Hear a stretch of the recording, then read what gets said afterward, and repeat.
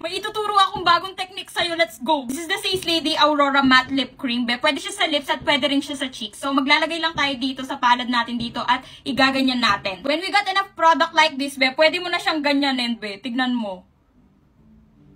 Bugs! Tignan mo naman, be. Ang nice niya pang blush, diba? Before, after. Wow na wow. Ang ganda ng technique na yun. Ang bilis. Dito naman sa kabila. Bobe, inayos ko lang siya off-cam. Nakikita mo naman, napakaganda ng blush. Finalize ko lang yung look na to and bibigay ko sa inyo lahat ng swatches. Oh, di mo kinaya ang final look. Ami-amihan. Anyways, this is shade number 1.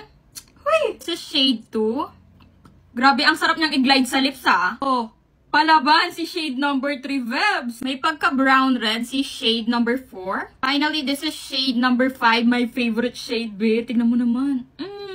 Available nga pala lahat ng shade dito sa may yellow basket natin yan. Diyan ka makakabili, be, kung trip mo sila. And ayun lang naman yung masishare ko. Ganda ko ngayon. Hoy, bye!